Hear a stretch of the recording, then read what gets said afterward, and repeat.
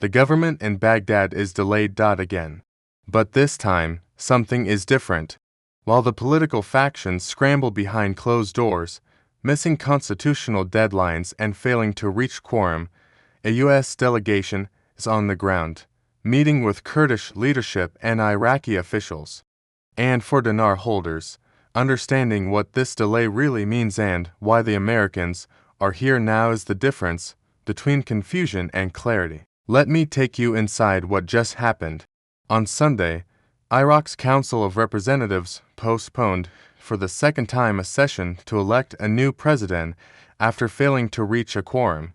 Fewer than 120 lawmakers attended, falling short of the constitutional threshold of 120.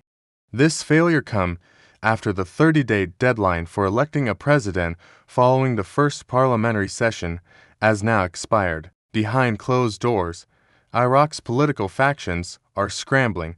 Shia blocs remain divided over the prime minister nomination as their preferred candidate. Former Premier Nouri al-Maliki faces opposition from the United States. Kurdish parties are split over the presidency. The Kurdistan Democratic Party and the Patriotic Union of Kurdistan have not agreed on a joint candidate. Kurdistan Region Prime Minister Masrar Barzani said Sunday that the KDP and PUK have not agreed on a joint candidate for Iraq's presidency. Despite ongoing talks, no agreement has been made yet, Barzani said, adding that discussions were continuing. This is the political reality, but while the politicians delay, the Americans are moving. On February 17th, President Nechervan Barzani received Joshua Harris, the chargé d'affaires of the U.S. Embassy in Iraq, along with his accompanying delegation. Their discussions focused on the relationship between the U.S. and Iraq, as well as the Kurdistan region, addressing the latest developments in the country's political landscape. Both sides underscored the significance of strengthening U.S. ties with Iraq and the Kurdistan region, agreeing that the United States shares mutual interests and values with both. Then on Monday, Iraq's Deputy Prime Minister and Foreign Minister, Fuad Hussein, met with U.S. Special Envoy for Syria Tom Barrack and his delegation in Baghdad. They discussed bilateral relations, regional security developments, and the ongoing government formation processes. The U.S. delegation expressed appreciation for Iraq's recent steps to transfer ISIS elements from detention centers abroad to Iraqi prisons. But, more importantly for dinar holders, the discussion encompassed the ongoing process of forming the Iraqi government, particularly a nomination of leadership positions or the Council of Ministers and the presidency. The U.S. envoy outlined the American perspective, while Minister Hussein stressed that the formation of the Iraqi government is an internal matter. He also noted the importance of accounting for international partners' views, especially those of the United States, while ensuring that the new government maintains positive interactions with other countries' policies. Hussein called for continued communication and coordination throughout the remaining stages of the government formation process. This is the critical nuance. The U.S. is not dictating terms, but they are making their perspective unmistakably clear. The context for this U.S. engagement is the ongoing opposition to Maliki's nomination. On January 24th, the Coordination Framework nominated al-Maliki ahead the next government.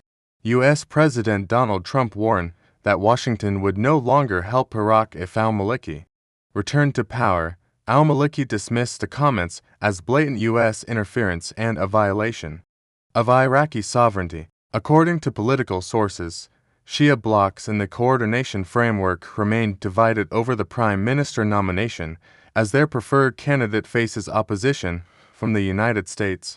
This internal fragmentation, together with Kurdish disagreements over the presidency, has hindered any bloc's ability to secure sufficient parliamentary attendance to advance the process. But amid this deadlock, there are signs of movement. A high-level Shia coordination framework delegation recently arrived in the Kurdistan region for separate meetings with the KDP in Erbil and the PUK in Sulaymaniyah. The delegation, led by outgoing Prime Minister Mohammed Shia al-Sudani, included Badr organization leader Hadi al-Ameri and other key figures. The visit has led to speculation that Sudani may seek another term as prime minister. This would resolve the Maliki problem and maintain continuity with the reform agenda that has brought Iraq to this point. So what does this delay and the U.S. presence mean for dinar holders? First, understand that political formation is a precondition for everything else. Under the Constitution, once a president is elected and sworn in, he has 15 days to task the nominee of the largest parliamentary bloc with forming a government. That government will then have the authority to make the major decisions that affect the currency. Second, understand that the U.S. engagement is not about control, it's about reassurance. The United States has made its position clear. Any future Iraqi government must be committed to reform, to sovereignty, and to the financial stability that the central bank's reforms are designed to achieve. Third, understand that while the politicians delay, the economic reforms continue. On February 10th, Central Bank Governor Ali Alaq confirmed that Iraq's foreign reserves exceed $100 billion, including more than 76 tons of gold. He stated flatly that the central bank is not studying the topic of changing the exchange rate and that such a decision would only be considered if reserves couldn't meet demand, which he said is not the case at the present time. He also revealed that more than 80% of Iraq's 100 trillion dinar money supply exists outside the banking system, primarily due to tax evasion and non-disclosure in the trade sector. The solution, he explained, is reassurance. If money owners feel reassured about the existence of a fair and transparent tax system, they will bring their money and deposit it in banks. The Execute Customs system, the eSol digital payment platform, the banking compliance with international standards, all of it continues despite the political paralysis. The parallel market reflects the uncertainty.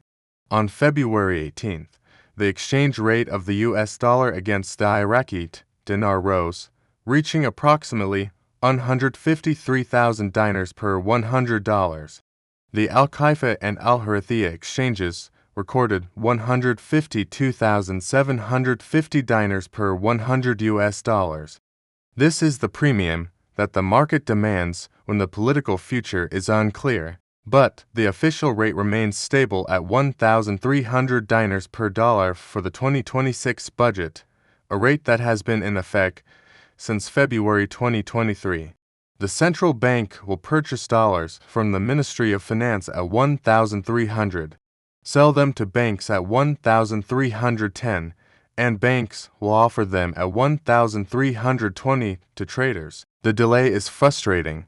The political deadlock is real. But the U.S. delegation on the ground is not a sign of interference, it's a sign of engagement. It's a sign that the international community is watching, is involved, and has a stake in the outcome. Minister Hussein put it perfectly. The formation of the Iraqi government is an internal matter, but it's important to account for international partners' views, especially those of the United States. The government will form. The president will be elected. The prime minister will be appointed. The only question is how long it takes and who emerges. For dinar holders, the message is clear: watch the political process, but understand that the economic foundation is being built regardless. The reserves are strong. The reforms are continuing. The international engagement is deepening. The delay is not the end of the story. It's just another chapter.